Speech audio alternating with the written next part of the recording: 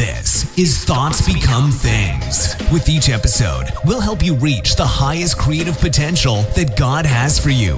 With your host, a teacher, life coach, a dream coach, and motivational speaker, Jeremy Lopez.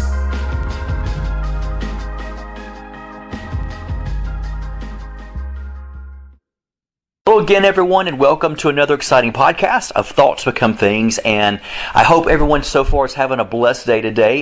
Hey, by the way, this is Jeremy Lopez, and I'm excited you guys decided to sit down or maybe drive and turn the radio on and listen to me today. So hopefully today I'll be able to give you some things that will help you on your life's journey. And by the way, I don't know how your weather is today, but I'm in Birmingham, Alabama, and the weather here is actually very beautiful today. I mean, I'm talking, we are finally entering into a beautiful spring season. I'll tell you, we've had such a long winter, and I'm like, you know what? It's time for some warmth to come. I'm looking outside of my office right now, and I see some beautiful greenery, some shrubs, some plants finally beginning to blossom. I am so excited. I'm tired of seeing, branches with no leaves. I want to see some leaves now.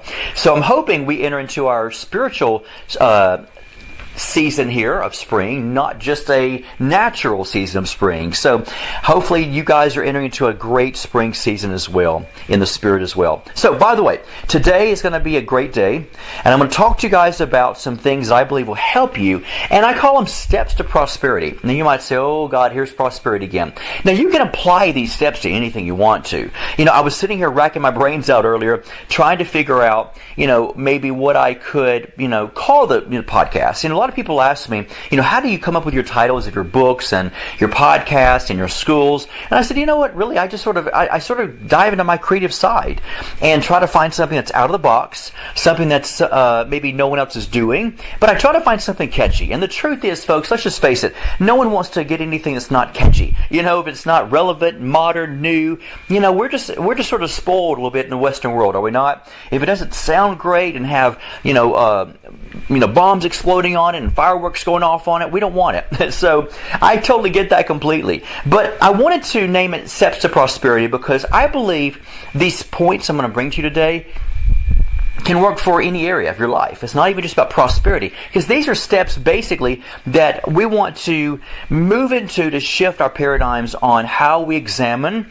and how we look at life. All right? So let's dive into these steps today, can we? So the first one is wealth is not accumulation, it is about circulation. Now, once again, don't look at wealth always as just money, okay? Because truthfully, money is great, but it's not everything. Wealth is what we want. Wealth is not something that is a green piece of paper, nor is it a coin. Wealth is your value system. So knowing that wealth is your value system, you realize that when we talk about someone who has low self-esteem, that's what I call a poverty mindset. That's what I call a poverty type of, self-examination.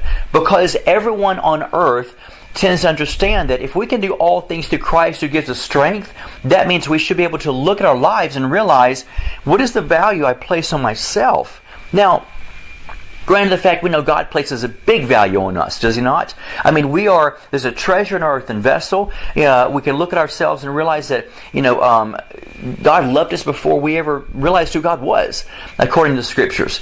And God places a huge value on us. He sees us as worthy and wealthy and prosperous, not just, once again, financially, we're talking soulishly. He sees our spirits as being top-notch, that we can't be bought or purchased or sold because we are valuable, more than the wealth of this world. But if you look in the natural of our lives, a lot of times we don't tend to value ourselves. And because we don't value ourselves, how on earth are we ever going to draw anything that's of great value to our lives? I mean, think about law of attraction. Think about attracting things into your world. And of course, once again, we know it's biblical. We know that, as a man thinketh in his heart, so is he. Choose you this day whom you will serve. We've gone through all the Scriptures before, have we not? Understanding that we truly do attract in our lives of how we think and how we create in our minds. I mean, we can look at the natural world and see that's very obvious. We can look at technology and say everything we sit in, we play on as far as games, Nintendo, or our computers, or football, or a lamp. I mean, a table, a car, a house. Everything that we see today with our natural eye was created by the architectural design within a man's brain. I mean, let's face it, folks. And that's how God's created us, is to be amazing co-creators in the earth, to be able to create from that design that is a God print, a God DNA particle that works inside of us. And so because of that, we've got to look and realize that we have in our lives things based on how we see ourselves. The truth is, if you don't place value upon yourself, how on earth are you going to actually attract valuable things and value of relationships and value of anything in your world unless you see the value of yourself? And so you really do attract how you see yourself. The value you place on yourself, whether it be hardly nothing or a lot, that's what you will attract into your world. And so we have to remember that even like wealth, for example, when we say wealth is not accumulated, it is circulated, that means that what God is wanting you to understand is the reason why you don't have natural wealth is because you don't actually understand the power that it's not about storing it into a bank account and just keeping it the rest of your life, or maybe being selfish with it, or have a me syndrome. It's about taking it and giving it away, putting it in circulation. Money is energy. Everything in the universe is energetic because it's energy. And energy can't be created, nor can it be destroyed. We understand that from a scientific point of view. And because it cannot be created, nor can it be destroyed, that means that energy has to be able to flow. So you folks are energy. You have to learn to flow. If you don't place value upon yourself, you're never going to want to flow. Think about that. If you don't see yourself in a valuable state of consciousness, you will never flow. You'll never be what you're called to be. You'll see yourself as being one who is accumulating, an island unto themselves, in other words. Just sticking with yourself and never diving out there to understand great, valuable relationships. Why? Because you don't value yourself. And let's just face it, if you don't value yourself, you don't want to be around big crowds of people because you don't feel like you have anything to impart, or you're important, or people don't want to be around you. And so you do the same thing we do with money and wealth, and that is you find yourself in an accumulation mentality. You find yourself at a place where you're not going to be outgoing, which means you're not going to flow with your life and with the things that God's given you to humanity. You don't want to get out there and do anything because you know that you have nothing to offer. And so it's the same way as money. Money is not created to be accumulated. Money was created to circulate, to flow.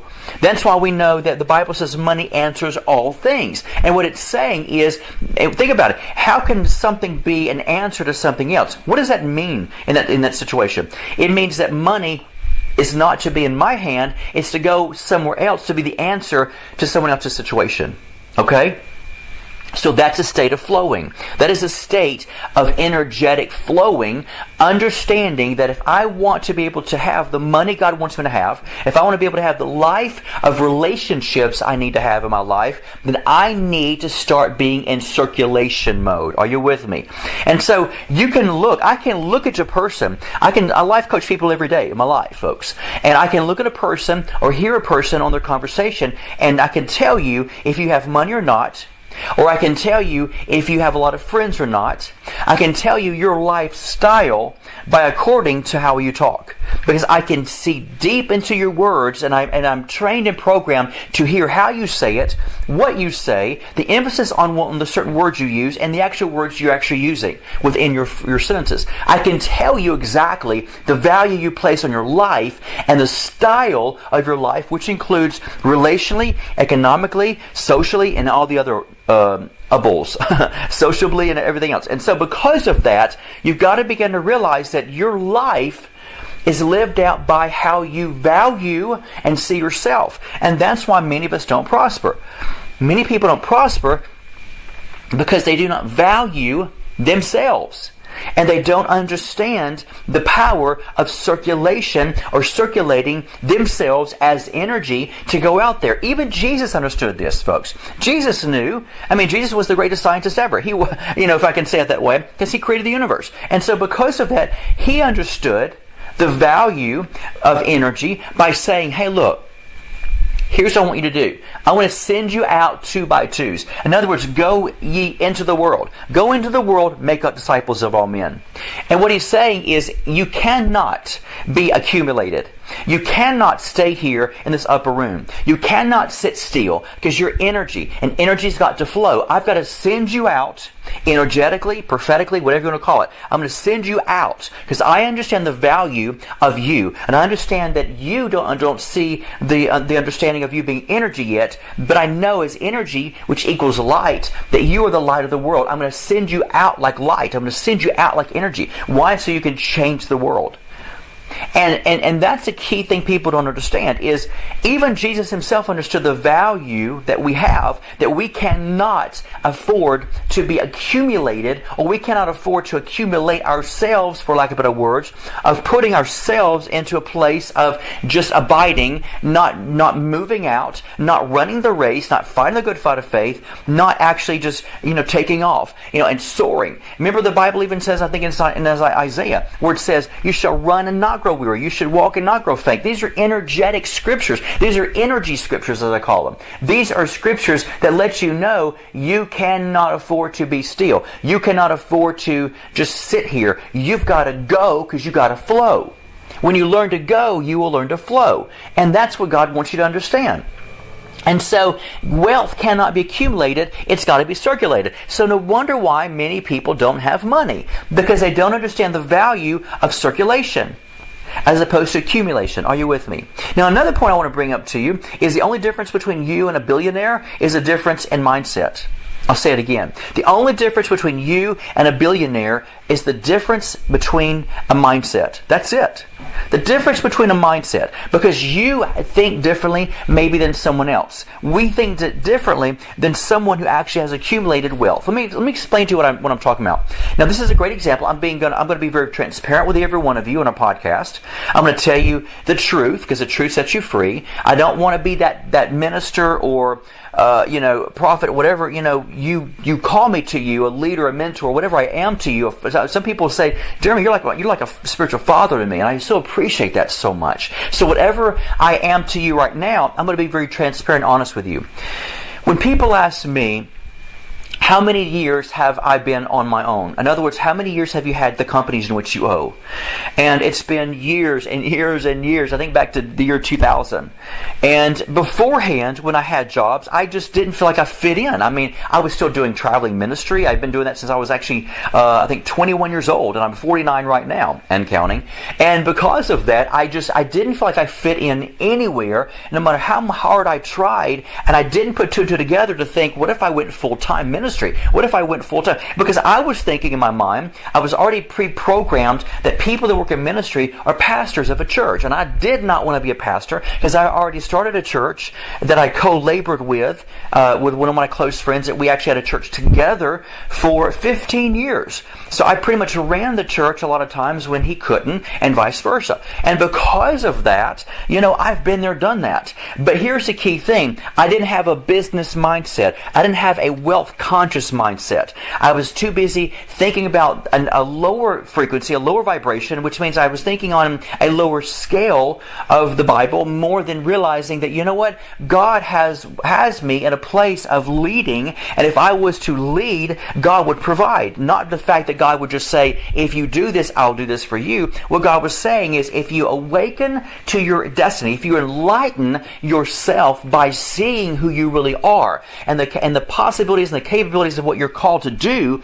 then you know what would happen? You would automatically, because you're in that wheel, because you're in that place per se, of knowing what you know you're called to do, that you will automatically learn to attract the wealth in your life, because your mindset will begin to change to see the fact that you were created for this reason, for this purpose. Now, does it mean that everybody on earth needs to awaken to be a boss or be an owner? No, not everyone's called to be that. You have to be you. The key thing you have to realize is you're you're called to be you. Whatever you looks like and wherever you fit in, that's the wheel. That's where you need to be able to be in order for you to prosper and take off. It's where you're called to be. It doesn't mean you have to be what everyone else is. And what my problem was is I was actually being what everyone else was doing around me and being around me. I didn't realize that I was called to be me and do what I'm called to do, whether I had friends that did it or not. I had to learn to be me. And because I had to learn to be me, that means that when I learned to step out of the box and find myself, and then I had to be able to dive into the understanding of wealth value teachings, wealth value sermons, wealth value motivational speakings, all this other stuff, reading books on understanding who I was and what I am, and the possibilities of realizing that I attract things into my world. When I began to dive into that is when my world began to make sense to me, to realize I've been attracting my entire life according to my mindset. I didn't know what it was like to attract something by just shifting my consciousness and realizing if I would enlighten myself with reading product that showed me, or books that showed me who I was and what I am, and if I didn't have the Holy Spirit to breathe upon me to show me the revelation of receiving that engrafted word of wealth that I am, then I would have never started attracting what I'm attracting today in my life. And here's the key thing I want to make to you about my transparency. So someone asked me one day, so how long have you been doing this? I shared this with them as far as being, having the companies I have and thinking the way I do now, that now attracts my world the way that I need to attract for me. And through that they said, well, what if something ever happened to, you had to, maybe all your companies fail, which would be a total, a negative miracle, if I can say it that way. It would just be really off the wall if that ever happened, because I don't see the structure in which we've built that could ever be possible, and the natural, that is. And so they said, what would you do? I said, honestly, I would never. I don't even think that way. I don't want to think that way, because it'll never happen to me. It doesn't mean I'm going to bury my head in the sand and look and say, I just don't want to acknowledge maybe what could be, what should be, what would be. I don't want to attract that into my world. I don't want to attract the vibration or the thought in my mind of, if I think that this could happen, to open the door that it could happen. No, I don't want to think on that. I don't even want to go there. What I would rather do is focus on who I am and what I'm called to do as me, as Jeremy Lopez, what I'm called to do, and focus on that. Because what I focus on will expand. And the more that I focus on my future and my focusing of my vision of what I can learn to continue to create, that begins to expand my world to where that other option will never be an option. It's not even an option for me.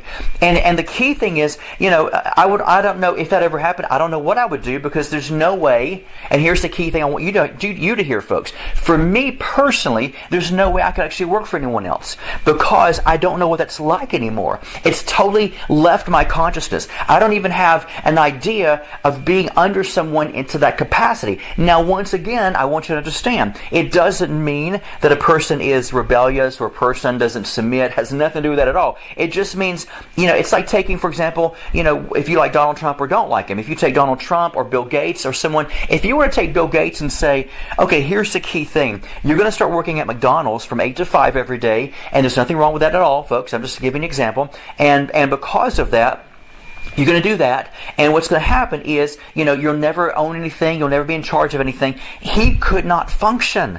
There's no way the man could function. He was not created for that realm. And once again, it has nothing at all to do with something that is greater versus something that is menial or smaller. All joint supply. If we didn't have those who worked in restaurants or McDonald's or Burger King, if we didn't have those who were janitors, if we didn't have those school teachers, if we didn't have attorneys, if we didn't have doctors, if we didn't have people who clean the streets, if we didn't have people who pick up the garbage, if we didn't have preachers, and I don't care what scale you might perceive a person to be on, that you might consider to be rich versus poor, it doesn't matter. We have to have every single person in creation to do what they need to do and what they're called to do. And here's the key thing. You can have a wealth conscious mentality and be a janitor. There's nothing wrong with that at all. That is because when you're in your call and you're in your zone, you are wealthy. Do you hear me? When you're in your zone and you know that you know this is where my joy lies, I'm happy there, and I know this is what God wants me to do in a place of serving and leading, you, my friend, are wealthy. Because you're understanding the joy of the Lord your strength. You understand the joy is going to be part of your wealth. And there's nothing in life better than doing something you love to do. If you don't love what you're doing, you need to re-examine it. You need to reevaluate that to see if you're truly doing what you know is your highest good, your highest potential, the highest vibration of joy, laughter, and love. If you're not, then re-examine your life. Okay? That's a key thing you need to understand. Re-examine your life. And so what is the difference between us and a billionaire? Is a mindset. Because they think differently than most people. They don't think on the level of feeling as if I'm barely getting by. They don't think on the level of, can I afford this? They don't think on the level of this and this. Now, let me explain this to you as well. Does it mean that they go out and buy, $1 million homes and, $200,000 cars and have luxury of diamonds and rings? No, not really. In fact, most people who are millionaires or billionaires, actually, let me explain this to you. I know this. That don't always buy the biggest and the fanciest.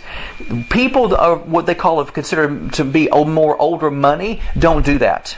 It's usually the younger generation of the new money that tends to buy all the fancy stuff and ends up being broke before you turn around, because they don't know how to handle the money that they thought they feel like they knew how to do. And so it's usually the older money that actually tends to move into a place of true wisdom to say, I don't have to have the biggest and the best and the fanciest. Why? Because I'm already accustomed to having money, and because I'm accustomed to having money, and therefore I don't worship money and I don't love money. It's just my friend, and I know how to circulate it, and I have a mindset that knows and understands the fact that this is what I am, is I am a wealth conscious person, and I have wealth, and I am the wealth, and therefore they don't have to have all the flashy things to validate them. They don't have to have all the flashy things that validates their lifestyle. They just realize that now what it used to be on the outside of what they used to buy that's fancy dancy, now they realize it's become a part of who they are inside, and they realize the importance of the inward part now of the fancy things inside of them, which means they've grown inwardly as the wealth as opposed to that which is outwardly. And so guess what? Not every what you consider rich or successful person is going to have the biggest and the best. Now, will they drive an old junker? No. But they probably will have a fairly nice car. Will they have a big mansion? Probably not. They might have a 2-story home, pretty home, with 3 to 5 or 6 or 7 bedrooms maybe, or maybe 3 or 4 bedrooms. I don't know. But they're not going to usually have a huge, gigantic, mansion. Now, once again, some of them might do that. Some of them might have so much money, so much money, where to them, the wealth mindset might actually say that a mansion is so affordable for me, just like maybe $100,000 to $150,000 home. Are you with me? Is to someone else. And so we can't judge a person by actually what they have, because sometimes that's not always the case. Sometimes people that actually are filthy rich, actually have smaller things. They just understand, I've been there, done that, bought all the big things. Now I'm wise in my money, and or however else they want to think. And so the point I'm making with this is understanding that you got to circulate and not find yourself steal and your life steal. You've also got to understand the principle that your mindset is what's keeping you at a poverty-stricken mentality. Because, once again, re-examine yourself. If you're not loving what you're doing for a living, if you're not loving your life, if you're not loving your job and really loving... Now, once again, no one's going to really wake up and say, oh my God, I love with a passion to go to work, to leave my family, to leave my house, to leave, my security blanket at home, or to leave, the fact that I could be just hanging out in my pajamas all day long, or going to play golf or playing football or whatever. Granted the fact, yes, we understand that level, that most people are not going to feel that way. But still, a lot of us wake up and say, I love what I do. I love being able to speak to people. I love being able to prophesy to people. I love being able to do my podcasts, write books. I love doing life coaching. I love my life, and I love what I do. That's the kind of life, that I like. And that's what most people that actually have money, or people that actually understand that the wealth of who they are, that's what they usually say, because they love what they do, because they understand the empowerment of other people through themselves and their giftings and their callings and their talents. That is what we're called to do. So if you don't feel that way, folks, you're in the wrong zone.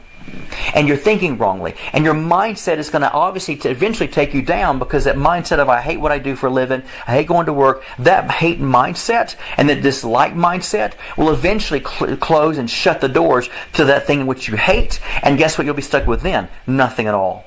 You'll go from even hating something to having nothing. Imagine then how miserable you might feel. Are you with me? And so you have to come to a place and say, if I'm not liking my job right now, I either have to learn to see and reassess what I'm doing in my job to see how valuable I am to myself, to my job, to other people. And then when I do, maybe I'll start liking my job or loving my job. If not, if I don't like my job, go find another job. Go do something you love to do. Examine your heart and figure out exactly what your gifts are trying to call out and cry out and prophesy to you about what to do today. Are you with me? So, last point I want to bring to you is this, is believing is seeing. Believing is seeing. You must believe before you will ever see anything happen in your life. It's true. You've got to learn to believe. When you learn to believe, you're seeing what's going to be manifested in your life. Think about that. What you truly believe and what you really believe is going to be real for you, that you're seeing. You start seeing what you believe, and your manifestation will come quicker than you've ever imagined or thought possible. So believing is your seeing capability. Believing is the fact that you are seeing what is about to take place in your life.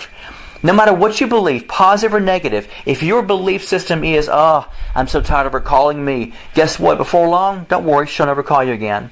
If you get tired of something, then guess what? What you're tired of will never happen again. Or either you'll get more of something that makes you more miserable. So you've got to begin to be careful, folks. You've got to start a loving life and quit dreading things. And start realizing that, what is my belief system telling me? Well, you know what your belief system is telling you? Your belief system is manifesting everything in your life that you have. Materialistically, hello folks, I'm being honest with you. Soulishly, I'm miserable. I'm so unhappy. Well, guess what? That's your belief system. Your belief system is, my emotional or my soulish Bible. Now hear me out for a moment. I don't want to get too deep with you guys, but listen to me. What I call my soulish Bible, which means when we look at the Bible, we say, oh my gosh, that is like what we live by, right? So my soulish Bible is what we live by emotionally. We'll put it that way. And so I know what your soulish Bible is telling you, which is basically your soulish foundation of what you believe, by seeing what you have in your life, seeing how you treat things in your life, seeing how you treat people, seeing how you treat the things of value that you own, or maybe the lack thereof. See, when people tell me, that people that love money are people who have money, I say that is not true whatsoever. In fact, statistically, I'll tell you this: it's not even those who have the money are the ones who dwell on it so much. Now, do a lot of them dwell on it? Sure, they do, and maybe they come to the place where they love their money, which probably they shouldn't, because they're beginning to idolize it. But a lot of them just understand the power of circulation. They understand that they need money, because money does answer all things according to the Bible, and they understand the power of realizing that money is just as a powerful tool. And therefore, a lot of them think normal in this area. But you do have some rich people that actually love money, and that becomes the root of all evil for them, and it becomes wrong for them. But here's the catch you have to understand: is poor people, even though they don't have money, still focus on money as well. And poor people can still, statistically say, dwell on more of the love of money, because they don't have it, more than those who actually have it and don't really even love it. And that was a tongue twister for you, I know. So that means that, let me give you a great example. People who don't have money are the ones who usually could turn around and say, if I had money, I'd take my family on a trip. If I just had money, I'd buy me a car. If I just had money, I could buy me a new shirt. If I just had money, I could go shop at Macy's or whatever. If I just had money, I could do this. What are you saying? You're loving money. Because your focus in those sentences are money. You're saying you can't have any of that stuff without the power of money. And that's where you miss it. So guess what you're doing? You're loving money. And people don't realize that poor people idolize money more than a lot of rich people. Now, once again, a lot of rich people do idolize money, but not all of them by far. They're just smart. They're wise. They know how to circulate their money. But poor people will actually love money and becomes the root of all evil for them. And do you think they're ever going to get money? No. Because imagine what God would do when He sees a poor person focusing on what they don't have, which is actually the idolization of that thing in which they're talking about. Who just got that in this podcast? And that's why they'll never have it, because they set it as an idol. So you don't have to have something for it to be an idol in your life, folks. Think about it. You don't have to have something in order to do it. I'll give you a great example and I'll close. Jesus was talking to some men about the power of lust. And one of the things he said, if you've lusted in your heart, you've already done it. In other words, you've already committed adultery if you're lusting in your heart. You don't even have to act on it, because if you do it in your heart, then you're going to attract that anyway into your world to do it. So, but on the flip side, if you're lusting in your heart, the reason why you've already done it is because you've already pretty much sinned, because what you're doing is you're saying that's what you really want, that's your idol, because what you focus on expands. What you focus on becomes your idol if you're not careful. And so that's a key thing that Jesus was even saying. So even the Son of God backed this point up, for you to understand that what's happening within your world is you don't have to have something in order to idolize it. People who lust don't have the women or the men they're lusting over. Are you with me? They don't have to have the man or woman to lust over. That means that they're not sinning. They're still sinning. Are you with me? So you don't have to have something in order for it to become an idol. And so most poor people actually idolize money more than most rich people for that same reason. Isn't that interesting? So I wanted to give you some of these points today that hopefully you can take it with you and you can understand steps to wealth, steps to prosperity, and understanding that these key things will jettison you into a new lifestyle, a new way of living, a new way of looking at things, and you'll learn to attract more into your life that God wants you to have by understanding some of these principles that are so kingdom universal. And it does rain on the just and the unjust. Those who understand the principles of life are those who become victorious. Folks, thank you so much for tuning into our podcast. By the way, I've got 2 brand new books you guys have to get. In fact, one of them has just blown out the water this week. It's called Warfare, Stop Attracting It. Warfare, Stop Attracting It. It's powerful. I deal with a lot of people who engage in a lot of warfare, unnecessary warfare. I'm always fighting the devil. I'm always fighting something. And I really break all that down, and I demystify it and tell you exactly what is truly unbiblical, what is not right, and you don't have to engage in warfare. I'm going to explain to you in this book, and I'm going to give you Hebrew and Aramaic words that will help you to be set free to live a victorious life you deserve. The other book is on prayer, and I'm going to teach you the power of what prayer really is that most people who write on prayer don't tell you. It's not about praying a one-hit wonder. It's not about praying one time in the morning, one time at nighttime. It's about the vibration of what you're constantly thinking and dwelling on throughout the day, because what you're thinking throughout the day is your offered up prayer.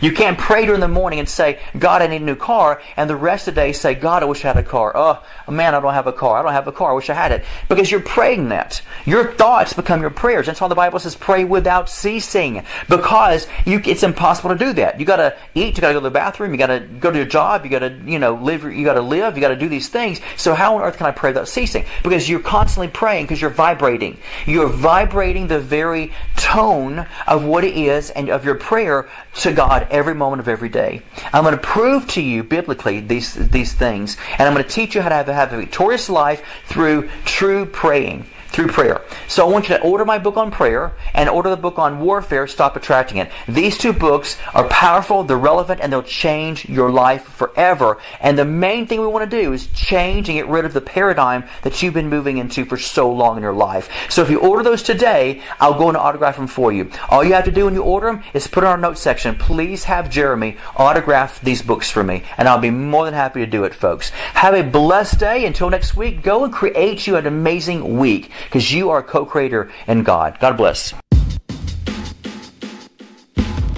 This has been the Thoughts Become Things podcast with Jeremy Lopez, helping you reach your highest creative potential that God has for you. For more episodes, products, and information on Jeremy, visit www.identitynetwork.net.